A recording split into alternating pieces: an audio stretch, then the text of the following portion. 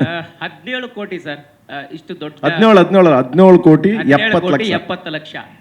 ಇಷ್ಟು ದೊಡ್ಡ ಮೊತ್ತಕ್ಕೆ ಆಡಿಯೋ ರೈಟ್ ಸೇಲ್ ಆಗಿರುವಂಥದ್ರ ಬಗ್ಗೆ ಎಷ್ಟು ವಿಶೇಷವಾಗಿರುತ್ತೆ, ಹೇಗೆ ಅಷ್ಟು ದೊಡ್ಡ ಮೊತ್ತ ಕೊಡುವಂತಹ ಸಾಧ್ಯತೆಗಳು ಹೇಗಾಯಿತು ಅನ್ನುವಂಥದ್ದು. ಮೊದಲನೇದಾಗಿ ಸಾಂಗ್ಸಿಗೆ ಬಂದಾಗ, ನೀವು ಸಾಂಗ್ಸ್ ವಿಸಿಗೆ ಬಂದಾಗ ಹಿಂದೆ ಐ ಥಿಂಕ್ ಆನಂದ್ ಅವರು ಮತ್ತು ಶ್ಯಾಮಣ್ಣ ಇದ್ದಾರೆ.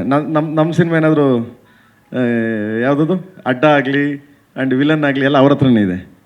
ಶ್ಯಾಮಣ್ಣ ಲಾಸ್ಟ್ ಗೀಸ್ ಆಯ್ತಾ ನಮ್ಮ ಸಿನಿಮಾದ ಅದವರು? ನಮ್ದು ಯಾವುದೂ ಇಲ್ಲ, ಹಿಟ್ ಆಗ್ಯಾವಂತೆ. ಓಕೆ, ಸೊ ದೆನ್ ಒಂದು, ಆಮೇಲೆ ಧ್ರುವ ಅವ್ರದ್ದು ಅದು ಹಿಟ್ಟು, ಪೊಗರು ಅದು ಹಿಟ್ಟಾಗಿದೆ ಅಂತೆ. ಆಮೇಲೆ ನಂದು ಅರ್ಜುನ್ ಅವ್ರದ್ದು ಅದು ಹಿಟ್ಟಾಗಿದೆ. ಆ ದೃಷ್ಟಿಯಿಂದ ಸೊ ಒಂದು ವ್ಯಾಲ್ಯೂಸ್ ಇದೆ ಅಂದ್ಬಿಟ್ಟು ಕೊಟ್ಟಿದ್ದಾರೆ.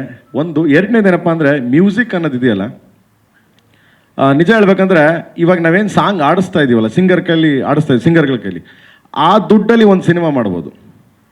ಆ ಪ್ರೈಸು ಹೆಂಗೆ ಅಂತಂದರೆ, ಕನ್ನಡ ನಾನು ಆಡ್ತಿರ್ತೀನಿ, ಸೊ ತೆಲುಗು ತಮಿಳು ಸಿದ್ಸೀರಾ ಮಾಡ್ತಾರೆ, ಹಿಂದಿ ಬಿ ಫ್ರಾಂಕ್ ಅಂತ ಆಡ್ತಾರೆ, ಓಕೆ, ಮಲಯಾಳಮ್ಮು ವಿಜಯ್ ಯೇಸುದಾಸ್ ಆಡ್ತಾರೆ. The first Indian cinema highest orchestra ಮಾಡಿರೋದು. ಅಂದರೆ 260 ಜನ ಮೇಲೆ ಮಾಡಿದ್ದೀವಿ. ಅದಲ್ಲದೆ ನಿಮಗೆ ಶಿವಮಣಿ ರಿದಮ್ ಮಾಡಿ ಒಂದು ಸಾಂಗ್ನ 3 ಜನ ರಿದಮ್ ಮಾಡಿದ್ದಾರೆ. ಅಂದರೆ ಫಸ್ಟ್ ಟೈಮ್ ಒಂದು ಸಾಂಗ್ನ 3 ಜನ ಶಿವಮಣಿ ಮಾಡಿದ್ದಾರೆ. ಆ್ಯಂಡ್ ದೆನ್ ಇಲ್ಲಿ ನಮ್ಮ ಕನ್ನಡದಲ್ಲಿ ಇವರು ಯಾರವ್ರ ಹೆಸರು ಮಗ, ನಮ್ಮ ರಿಕ್ಕಿ ಅದಾದಮೇಲೆ ಇವರು ನಮ್ಮ ತಬ್ಲಾ ತೋಫಿಕ್ ಕುರೇಶ್ ಅವ್ರು ಮಾಡಿದ್ದಾರೆ. ಅಂದರೆ ಈ ಥರ ಒಂದೊಂದು ಟೀಮು ಬರೀ 3 ಜನ ರಿದಮ್ ಮಾಡೋಕ್ಕೇ ಮ್ಯಾಕ್ಸಿಮಮ್ 60 ಮೆಂಬರ್ಸ್ ಮಾಡ್ತಾರೆ. 60 ಜನ ಹಂಗ್ಲೇಕ್ ಹಾಕೊಂಡ್ರೆ ನಿಮಗೆ 300 ಮೇಲೆ ಹೋಗ್ಬಿಡ್ತದೆ ಆರ್ಕೆಸ್ಟ್ರಾ. ಅಂದರೆ ಅಷ್ಟು ಖರ್ಚಾಗುತ್ತೆ, ಅಷ್ಟು ಇದು ಮಾಡಿದ್ವಿ. ಅಂದರೆ ಕ್ವಾಲಿಟಿ ಇಂಪಾರ್ಟೆಂಟು, ಬಿಕಾಸ್ ಬರೀ ಓನ್ಲಿ ಇಲ್ಲಲ್ವಲ್ಲ, ಎಲ್ಲ ಕಡೆ ರೀಚ್ ಆಗಬೇಕು. ವರ್ಲ್ಡ್ ಕಾಂಪಿಟೇಷನ್ ಇವಾಗ ಸಿನಿಮಾ ಅನ್ನೋದು. ಸೊ ಆ ದೃಷ್ಟಿಯಿಂದ ಹೋಗಿದೆ.